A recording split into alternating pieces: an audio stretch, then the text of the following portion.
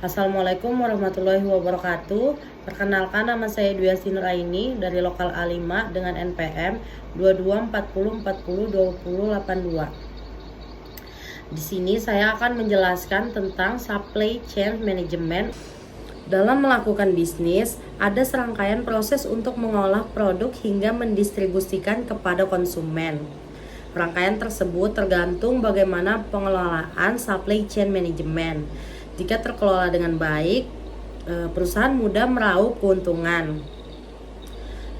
Selain itu juga muncul kepuasan pelanggan yang berdampak pada brand engagement perusahaan.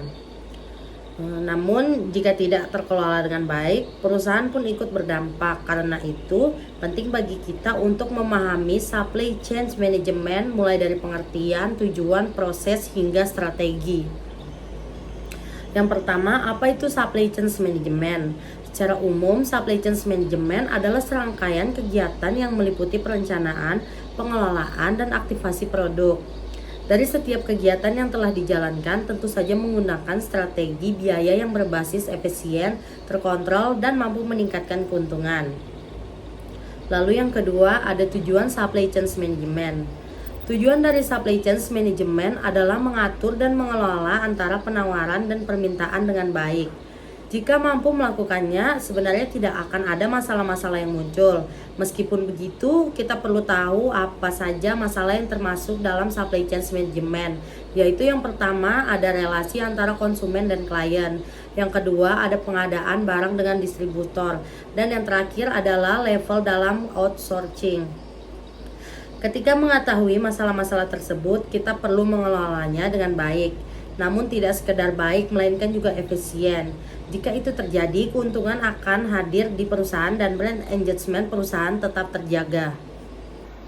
Yang ketiga, ada prinsip-prinsip dalam supply chain management. Supply chain management atau yang biasa disebut manajemen rantai pasok memiliki beberapa prinsip. Prinsip ini berkaitan dengan alur koordinasi baik itu produksi, hubungan dengan supplier maupun distribusi produk ke konsumen.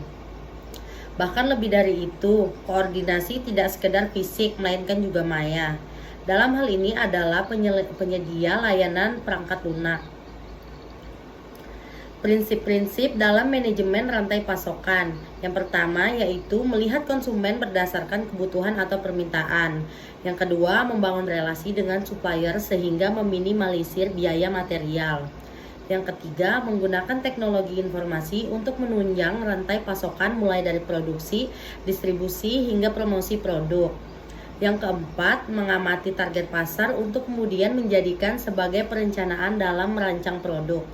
Yang kelima, mengetahui produk yang lebih cocok kepada konsumen. Yang keenam, mengelola aliran informasi agar lebih cair dan terarah. Dan yang terakhir, memanfaatkan teknologi informasi untuk mengukur kinerja rantai pasokan sehingga memiliki bahan evaluasi. Selanjutnya ada proses-proses dalam supply chain management. Dalam setiap proses pasti ada tahapan. Ini adalah proses yang perlu dilalui oleh pebisnis dalam mengelola manajemen rantai pasokan. Perencanaannya itu, setiap perencanaan membutuhkan sesuatu yang detail.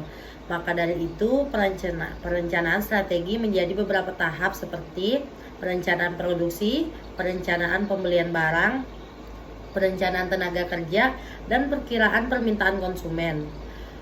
Untuk yang terakhir, tentang perkiraan permintaan konsumen, pebisnis perlu mengetahui jumlah dan jenis produk apa yang dibutuhkan oleh konsumen, sehingga saat melakukan perencanaan sudah sesuai dengan kebutuhan konsumen.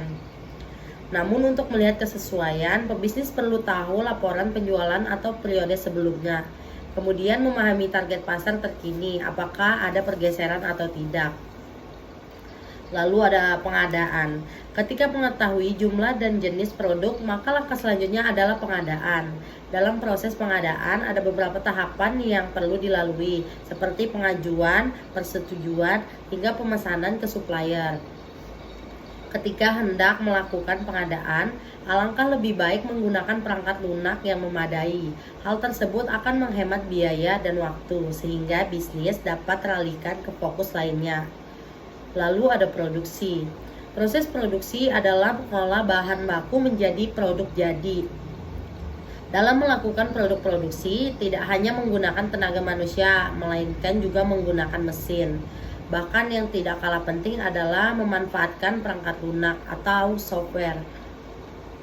Lalu ada pengelolaan gudang.